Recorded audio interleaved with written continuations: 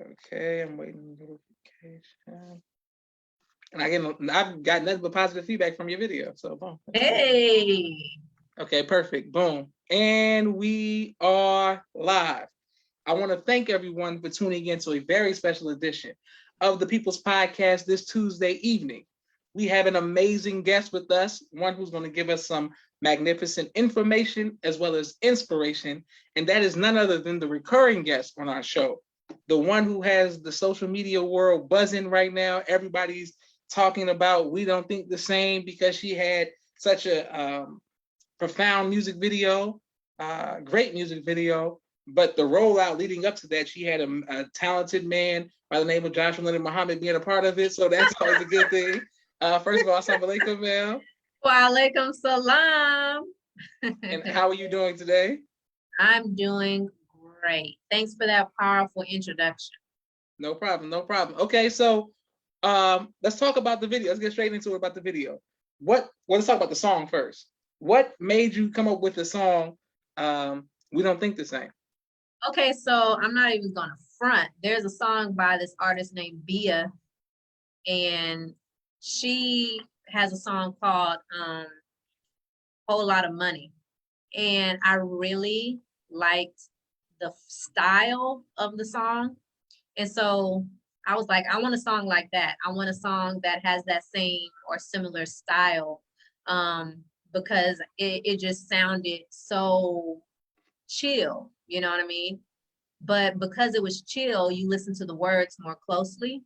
And that's really what I was going for. So I found a beat, and I found the producer on YouTube. I bought the exclusive rights to the beat and I wrote the song to the beat. And as I was writing, it just came to me of how we don't think the same. It was a whole lot of stuff going on around the world. There's still a lot of stuff going on around the world. And I just have a different point of view from the average person. And so we don't think the same. And it was actually going to go quicker, as in, we don't think the same, we don't think the same, we don't think the same, we don't think the same. But I talked to one of my friends, came over, and she listened to how I had the song, and I was like, I wanted to have some more space. I wanted to breathe better. And so we kind of started to make the song breathe a little bit.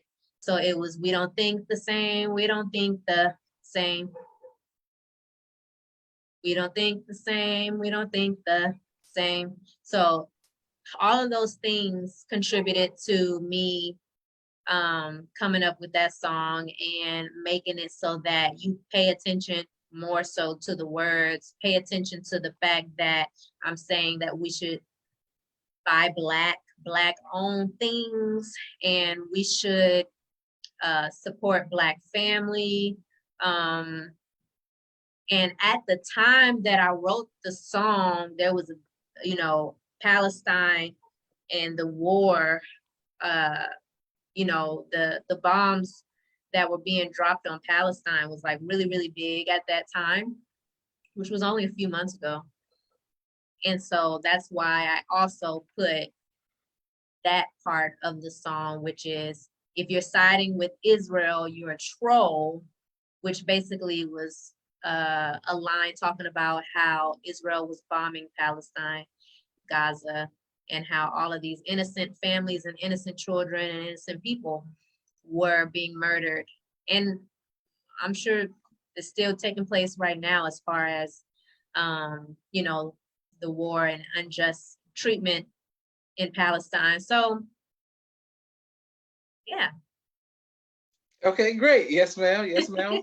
Well, I'm glad you made the song. It was something that I definitely we felt and connected with. A lot of people who I shared this video with, and people just had nothing but positive reviews for you. My sister Naima sends the greetings.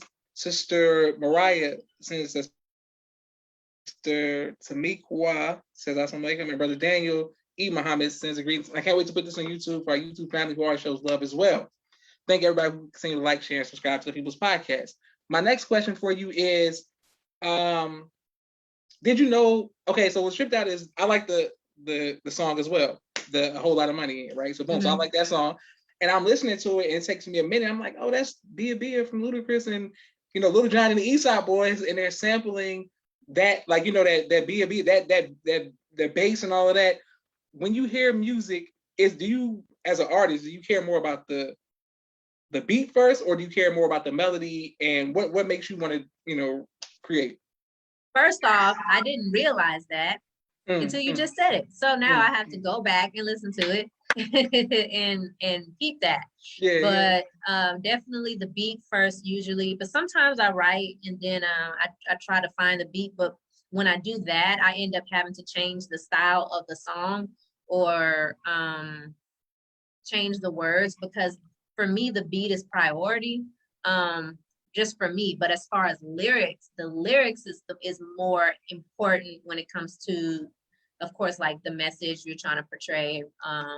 When I was in the meeting with Minister Louis Farrkahan for Hip Hop Detox, one of the things that he said that stuck out is he said that the lyrics are definitely the most important part, and because at the performance, at the Hip Hop Detox performance that was the night before we met with him, he said that he couldn't hear, he said the beat, the bass was too much, and so it kind of drowned out the words every now and then, or he was basically saying that the beat quality didn't sound that good in the space that we were in.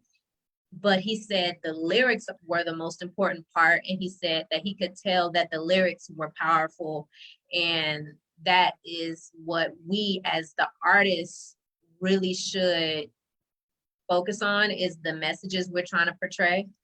And so the words are very, very important, but I know for me, in order to get into a zone or figure out what vibe I'm trying to go for, I need to know the beat and make sure that the beat, basically I'm vibing with the beat, and that the beat is something that is current and that people can really feel. Okay, great. And you did a great job with this. Where can we hear the song, and what is the name of the song? Just make sure everybody can hear it. So you can hear the song. You can hear the song on YouTube. It's actually on all platforms: Apple Music, Spotify, Tidal, anything where you can buy music, it's on there. Any stream you can think of. It's called We Don't Think the Same, and it is available. The music video is on YouTube. Okay, great. And we definitely gonna support it and continue to support you in your efforts of just being a good artist first, and then the message and everything else. But let's deal with just the talent level, because sometimes somebody can have a good message and not necessarily be a good artist. So that works. That goes like that sometimes as well. I also like how you flex a little bit. You always name drop. Me and Minister was talking, and I got my exclusive. I got my exclusive rights to the song. I bought the beat. You know what I'm saying? Yeah, I did that. That's what I do. So that's always a good thing. My next question for you is: conscious or woke artists or enlightened artists, do you ever feel that you would do a love song? Is that something, or does it always have to be a message song, if that makes sense? I'm actually trying to figure out the best way to go about that, because I definitely do want to do a song about relationships, considering I'm married, but I want to do it in a way that is relatable. People say as an artist, it doesn't matter, you're an artist, you can do it however you want, and it's just your artistry. But I'm the type of artist where I want to do things that people can relate to. I want to be able to do things and write music where it's not over people's heads, and I want to be able to have music that's simple. You know what I mean? Simple, but relatable. So that's why I'm trying to think of like the type of song. I actually Common did a challenge recently, and he he put out a beat and he told people to get on the beat and it'll be like Common featuring you. And so I did that and I put that on Instagram. Common responded and said, wow, this is great. And he put it on his story. But you know, it's a Common type of beat. So it's like, you know, his beats are like love song type beats, but it has a certain vibe to it, and that's for a certain demographic. But I want to do more, so if I were to do a song that's like lovey-dovey, I still want it to sound like really current. And for me, it doesn't have to be slow. It could be fast, you know? So I'm looking into it. I'm trying to go about it. Okay, great. Yes, ma'am. And thank everybody who continues to watch People's Podcast. My next question for you is the video, the visuals, the concept. I mean, just a great video. What gave you the energy for the video? So let's get into the video. So with this song, I was like, everybody that I sent it to really loved it. And they were like, oh, you have to do a video for this song. And I'm like, okay.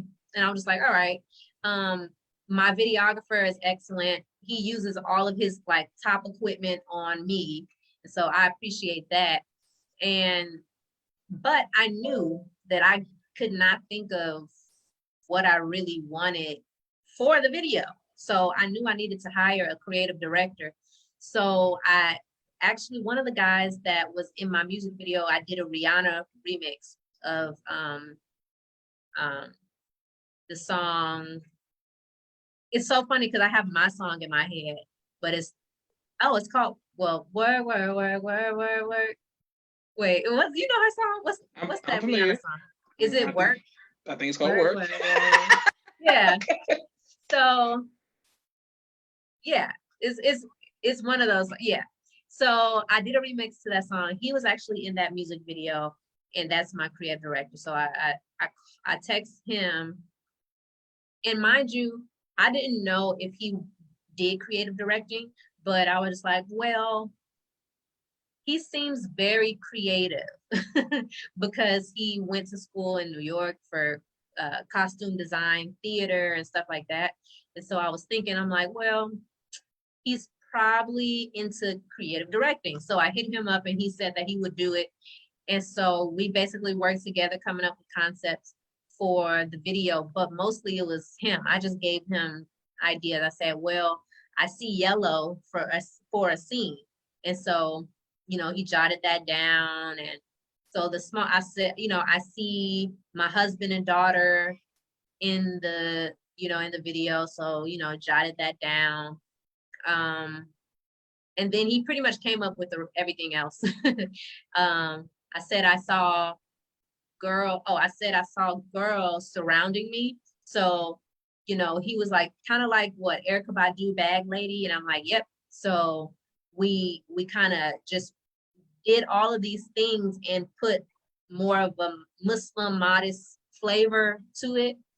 And he actually added the table scene. So there's a scene where we all gather at a table and we're having a conscious or deliberative dialogue about what we should do for the community. And he added all of that. He added the concept of the moon, the star and crescent. He added all of that. He actually built that from scratch. So you see the star and the crescent, he actually built that, painted it, and did all of that, hung it up. So he's very, very talented. So as the creative director, he just kind of took care of everything. So I didn't really have to worry about the ideas, because sometimes all of the videos that I've ever done before this one, I knew exactly what I wanted and I had an idea for it. But this one, I was like, I want to think outside the box. I don't want to do anything basic. I want to do something different. And I knew, see, this is why you got to know your strengths and your weaknesses.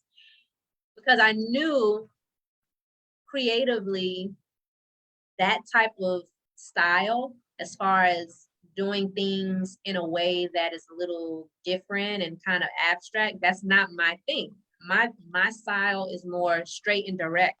It's like, okay, we're gonna, everything is just straight and direct. But I needed somebody who thinks like artistically. So that's what that was. And then we met. I chose all of the people who I wanted in the video. I chose everyone who I wanted to be on the set, down to the photographer, down to one of my friends. She is a theater teacher, but she also just does, just different productions.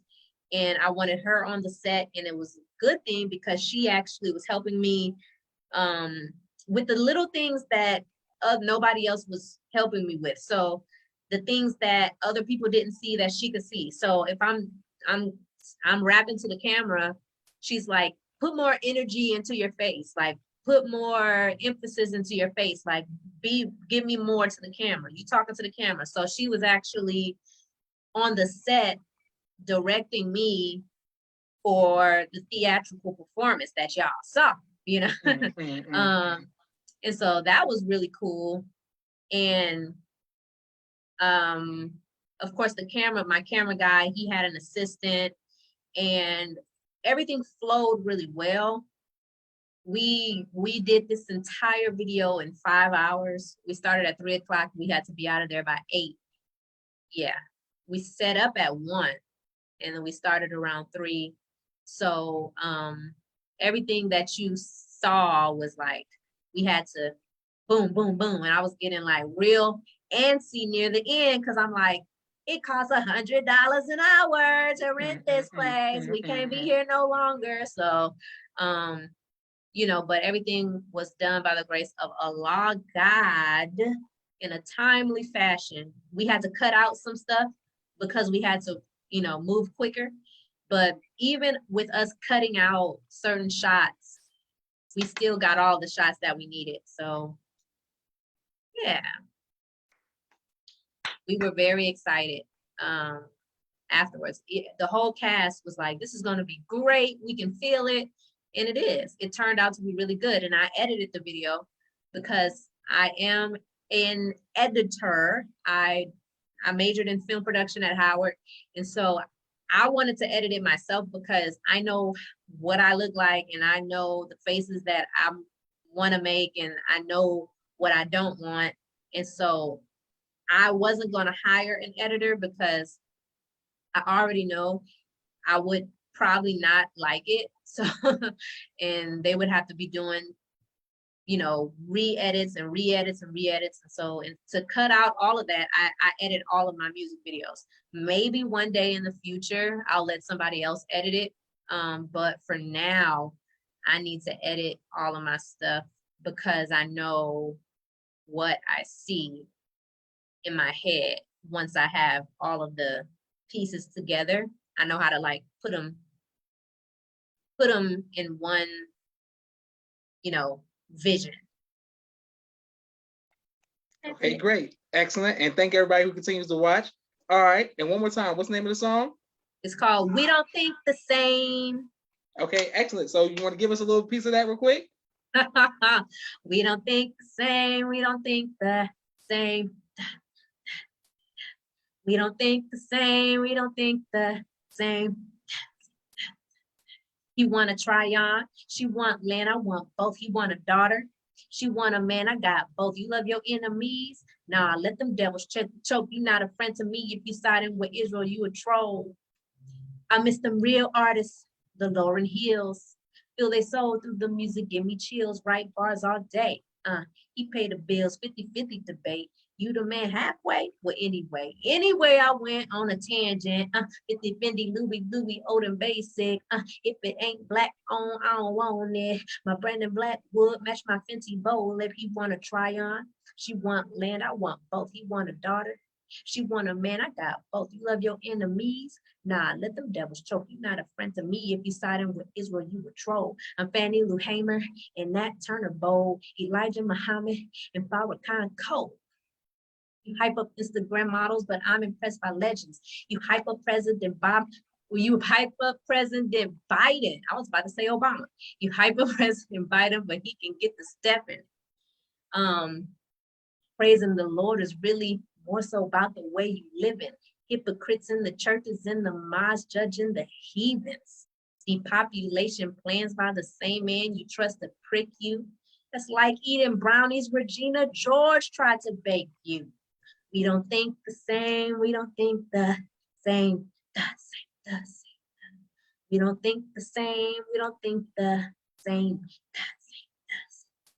You want to try on? She want land. I want both. You want a daughter? She want a man. I got both. You love your enemies. Nah, let them devils choke. You not a friend to me. If you siding with Israel, you control. He want to try on. She want land. I want both. He want a daughter. She want a man. I got both. You love your enemies. Nah, let them devils choke. You not a friend to me. If you siding with Israel, you a troll. Thank you. I could have did better. But I was actually saying earlier that it's so funny because with me, my lyrics, once I like write a song, for some reason, like I just let it go. And so sometimes I memorize the lyrics and sometimes I'm like, I said that. What did I say? What did I say in the song? But yeah, I understand. I'm excited to perform it though for my Florida performance next weekend at the All Black National Convention. So yes, I'm very excited about that. And we're very excited to support you and show love to you. My sister Naima put the fire emojis in the chat, and I can't wait to chop this up to put this on Facebook, Instagram, and Twitter. My next question for you is, I saw a headpiece. You wearing a headpiece. That's not something you see very often with, like, you know, with musicians. Was that by choice, or was that unintentional, or was that intentional? It was definitely intentional because I wanted a long headpiece. So I wanted it to be like almost like well, it was the length that it needed to be, but I wanted it to, it's just, for me, the headpiece is so royal. And I like to do things that I don't see a lot. So of course you don't see headpieces in music videos. And so I wanted to do that because I want the image of an MGT to be more mainstream. I want the image of the MGT to be more at the forefront, because I mean, it's so funny. You know, you see nuns, and nuns have like a headpiece look, right? So, but whenever you see a nun, you know it's a nun because they're actually very mainstream. You know, they even have a Sister Act 2, Sister Act 1 movie, and you know who nuns are, you know. So when you see a headpiece, you think nun, but that's because they're mainstream. Now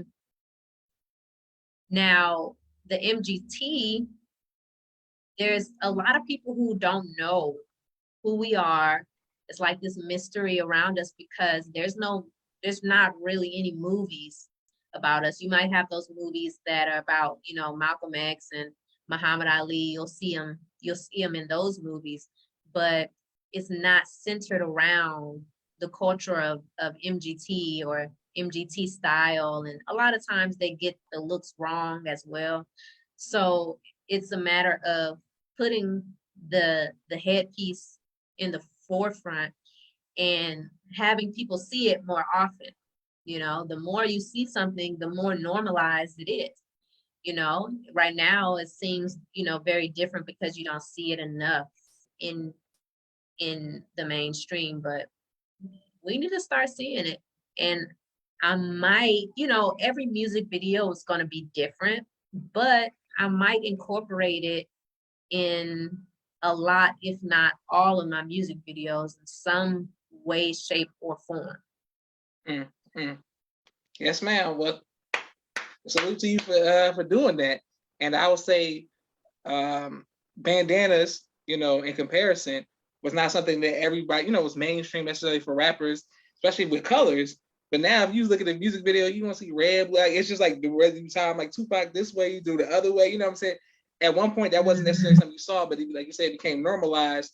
And it's just like, oh, that's a red flag, blue flag. You know what I'm saying? You know what it is, or in the South, black flag, depending on where you at. So it's definitely something that can not only become normalized, but can become a trend, and people want to imitate it and man, duplicate it, absolutely inspired people. It can inspire people. For sure, that's a good point about the bandanas. I never even thought of that. I mean, we know what I'm here for. So listen, I want to thank everybody. I want to thank everybody who continued to watch People's Podcast. I had 2 more questions for you. So how can we see the Boyce Watkins, the Black Power thing? How can we see that? So you would actually have to go on the website, Okay. allblacknationalconvention.com, I believe. If not .com, it's .org, but I believe it's .com. And allblacknationalconvention.com, and it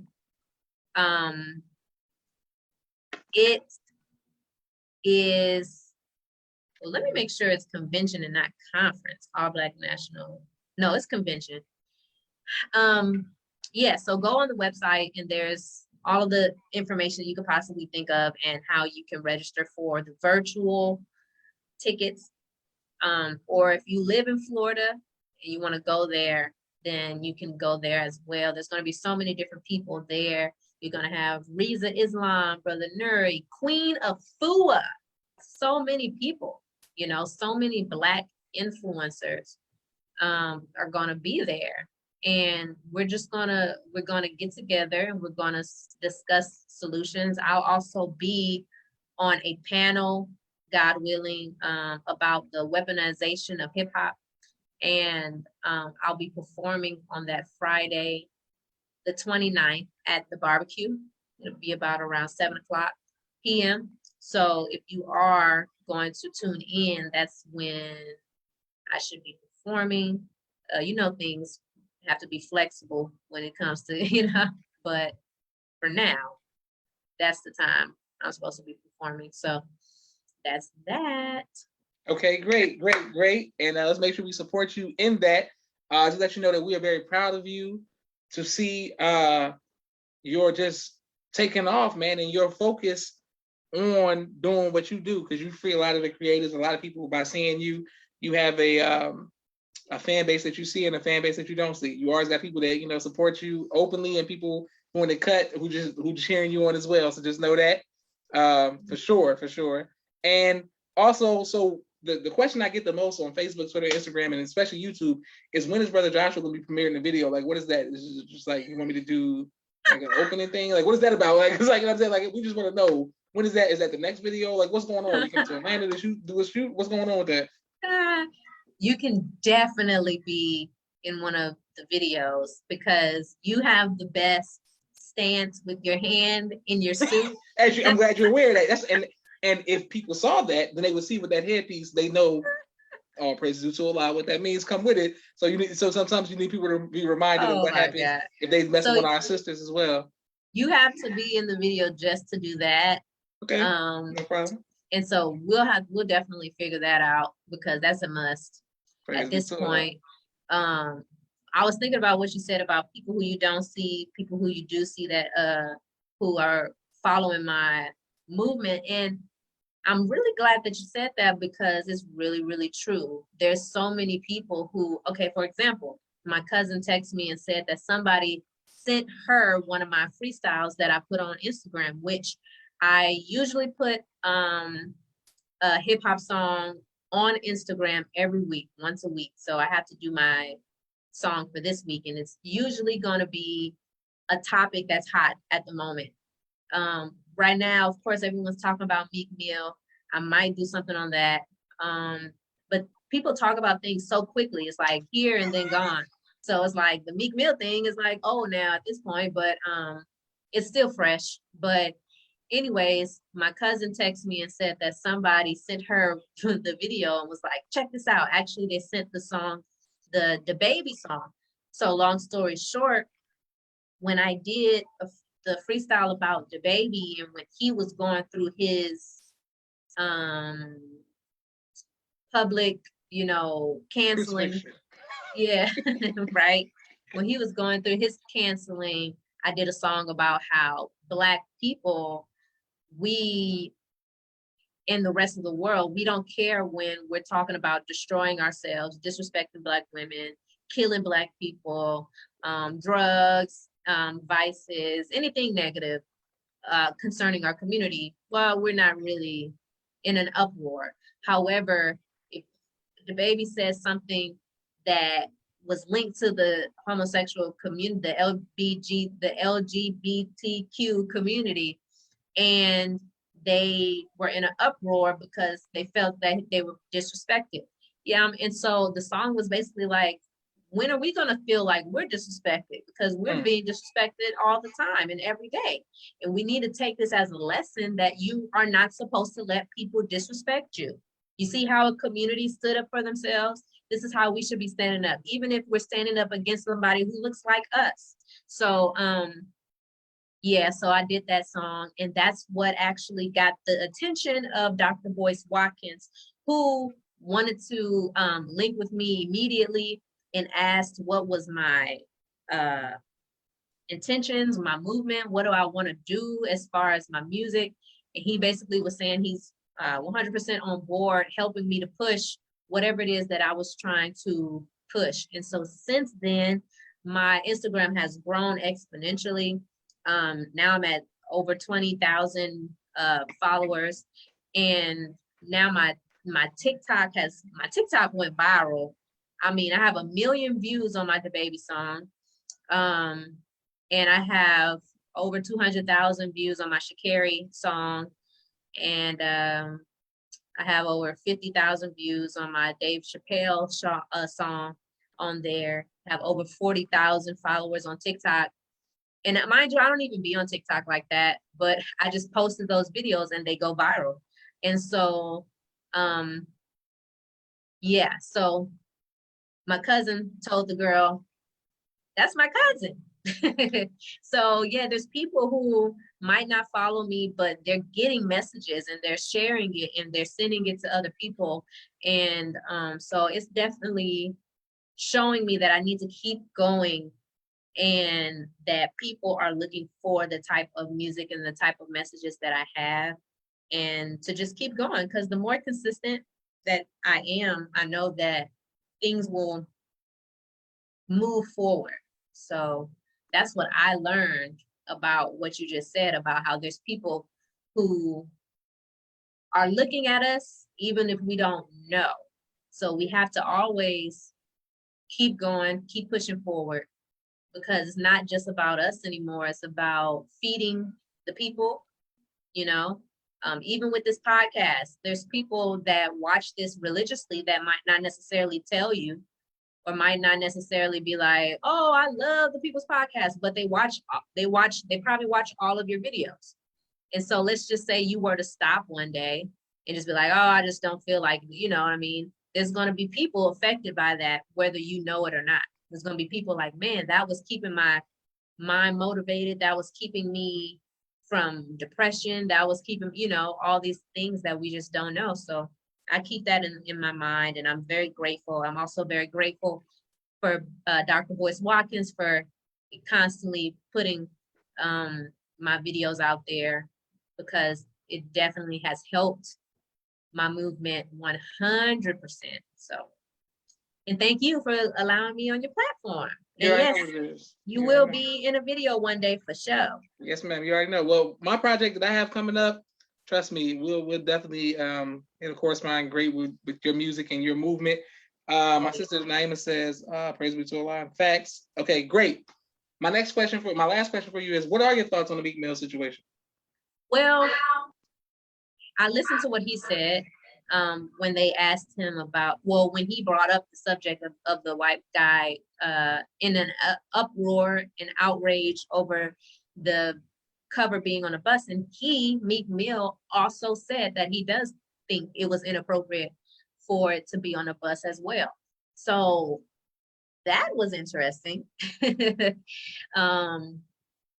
So when he said that, it showed me that he knew and he knows that that cover is clearly not for children. It shouldn't be going through neighborhoods and, you know, all of that. But and it's difficult too, because the person who drew the art is a Black woman, apparently.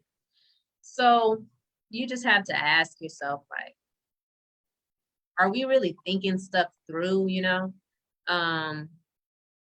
Because while it is art, you know, in their eyes, whatever he's trying to portray, the average person isn't gonna just listen to his full album.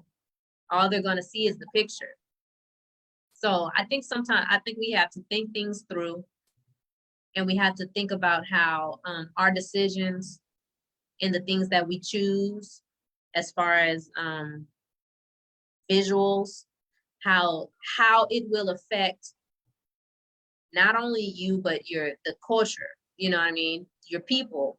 So whatever message he was trying to get across, he needs to make it known exactly what it was or what it is that he's trying to get across, because from face value, it just looks disrespectful, you know, just on face value.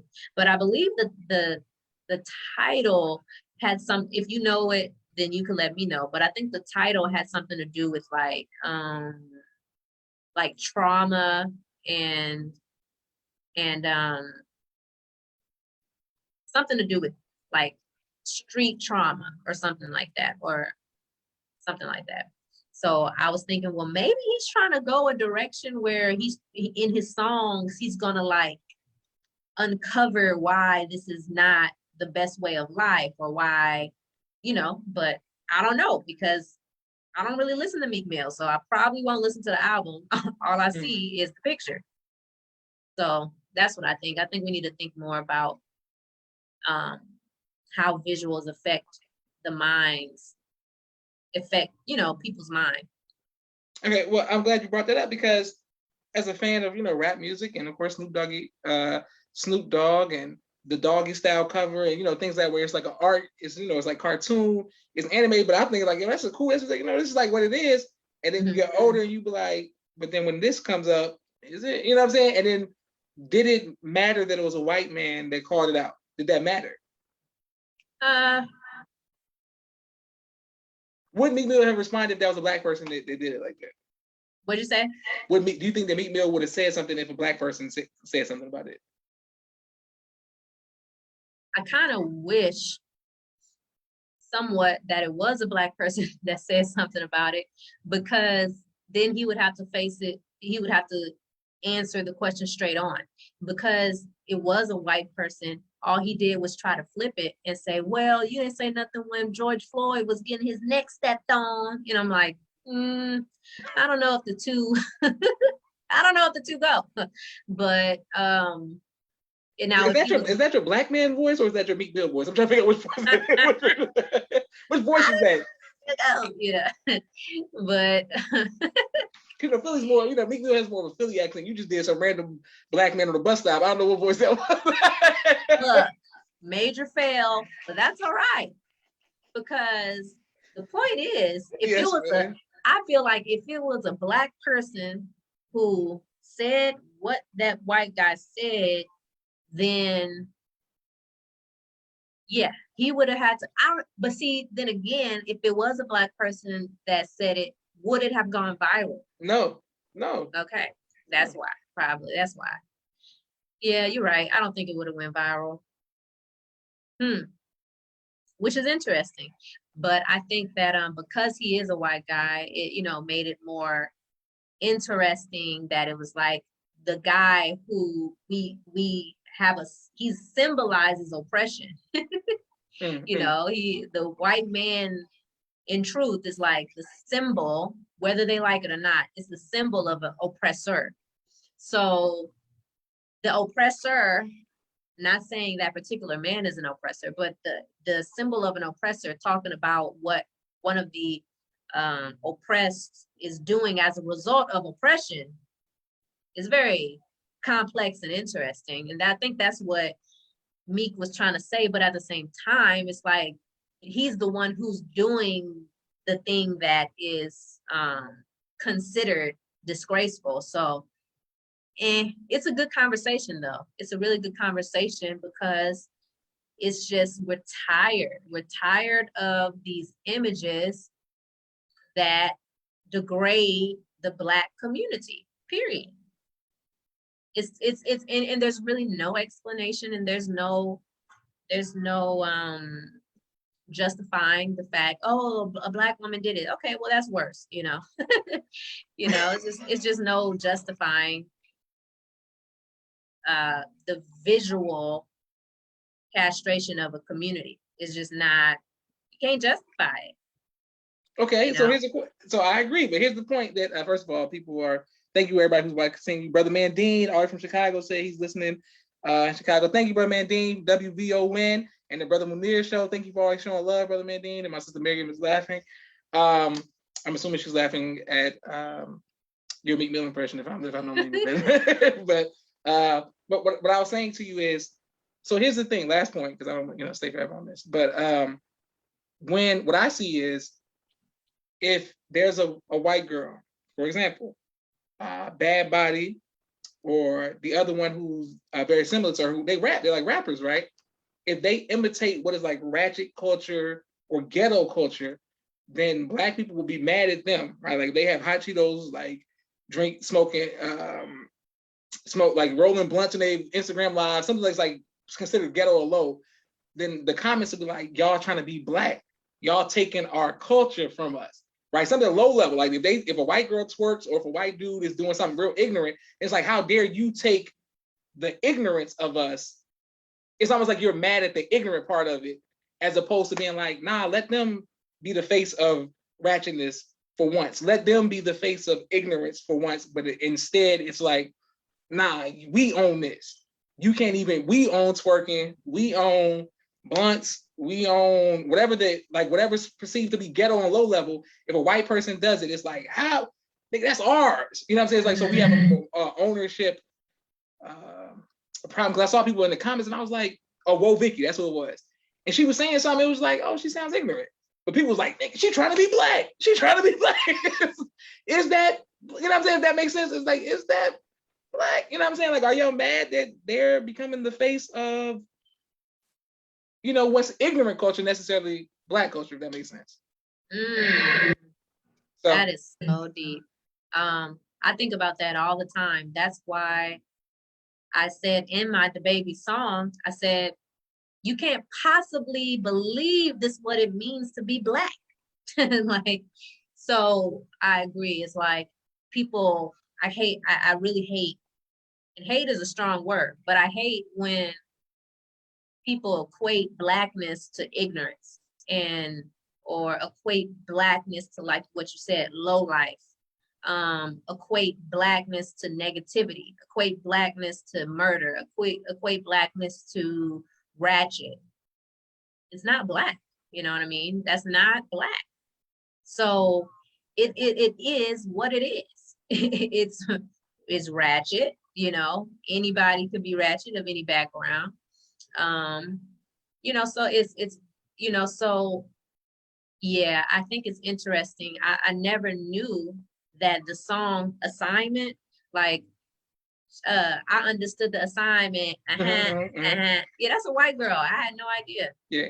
I had no idea. And it looked like the video definitely looked like what's it called? Like a caricature or like an imitation of like Black people. But when it comes to that, it goes back to saying like, yeah, we make those type of sounds, we coin certain things, but it doesn't make it, like a standard, or it's just something that happens, and if that's what they want to do now, take it. It ain't nothing to be like proud of. It's just something that Black people have started to do, even with the twerking and stuff. I mean, a lot of us do that in Africa, like, it's just, but that doesn't mean that that defines who we are.